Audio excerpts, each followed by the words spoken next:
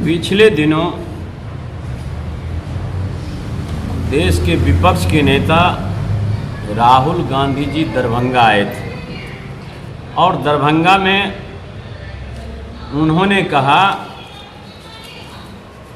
कि बिहार में जो जातीय गणना हुआ वह जातीय गणना पारदर्शिता नहीं है। और हम साफ शब्दों में कहना चाहते हैं, और उन्होंने तेलंगाना का उदाहरण दिया। तेलंगाना मॉडल ढोल ज़्यादा तथ्य कम है। बिहार ने 215 पन्नों की रिपोर्ट सार्वजनिक की, जिसे कोई भी देख सकता है, पढ़ सकता है, उस पर सवाल उठा सकता है।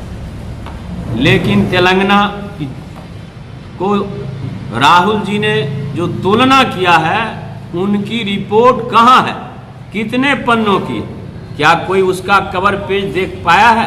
रिपोर्ट का कोई सारांश या जातिवार आंकड़ा सार्वजनिक हुआ है? अगर आंकड़े सार्वजनिक नहीं हैं तो पारदर्शिता तेलंगाना कहाँ से?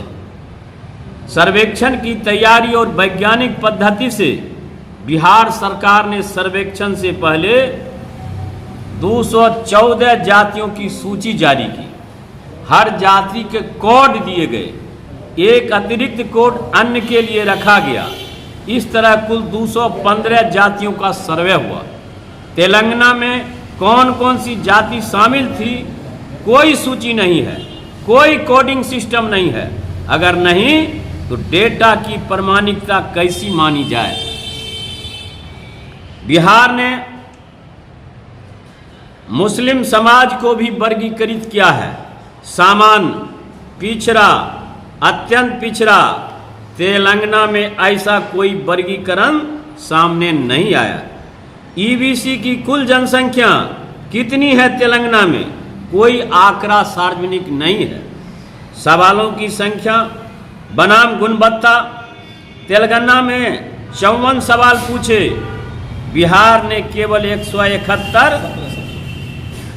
117 लेकिन सवाल यह 17 यह है। क्या तेलंगाना 44 में से ईबीसी, ओबीसी, स्वर्ण और दलित की स्पष्ट जनसंख्या नहीं मिली? बिहार के 17 सवालों में जाति वार पलायन के आंकड़े दिए, शिक्षा, स्वास्थ्य, रोजगार और संसाधनों की स्थिति को उजागर किया, जाति और वर्गीय असमानता को स्पष्ट रूप से उजागर किया। 54 सवालों का घोड़ा अगर गंतव्य तक न पहुंचे और 17 सवालों का गधा बोझ उठाकर सटीक रिपोर्ट दे, तो क्या कौन बेहतर है? राहुल जी आप स्वयं बतावें।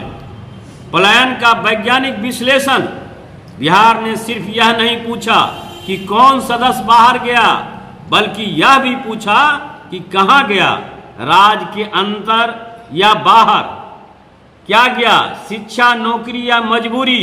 इसके जरिए जातिवार पलायन का आकलन, रोजगार और शिक्षा, जातिगत पहुंच का विश्लेषण, नीतिगत हस्तक्षेप के हस्तक्षेप सुझाव मिले। तेलंगाना में इसका कोई उल्लेख नहीं है। संसाधनों की जातिवार पहुंच। बिहार ने रिपोर्ट में यह बताया किस जाति के पास कितना लैपटॉप है, कितने 2 पहिया वाहन, 4 पहिया वाहन है, किसके पास बैंक खाता, जमीन, टीवी, मोबाइल आदि। तेलंगाना का रिपोर्ट में इन पहलुओं की अनुपस्थिति है। इसलिए राहुल जी जिस बात की चर्चा करते हैं, ये सरासर झूठ बोलते हैं, और झूठ बोलने में ये अमेरिका से पीएचडी करके आए हैं, सस्ता लोकप्रियता जनाना चाहते हैं। बिहार पहला राज्य है जहां एनडीए के शासनकाल में, माननीय मुख्यमंत्री नीतीश कुमार के शासनकाल में जातीय गणना कराया ही नहीं, बल्कि आर्थिक सर्वेक्षण कराया। और आर्थिक सर्वेक्षण के माध्यम से 94 लाख लोगों को आर्थिक जो स्थिति थी उसको समानता लाने के लिए 2 लाख रुपया सरकार रोजगार देने का काम कर रही है। और ये कहते हैं राहुल गांधी कि हमने किसी पार्लियामेंट में सवाल उठाया, नरेंद्र मोदी ने दबाव में काम करने का काम किया। देश का प्रधानमंत्री नरेंद्र मोदी और बिहार के मुख्यमंत्री नीतीश कुमार किसी के दबाव में काम करने वाले नहीं हैं।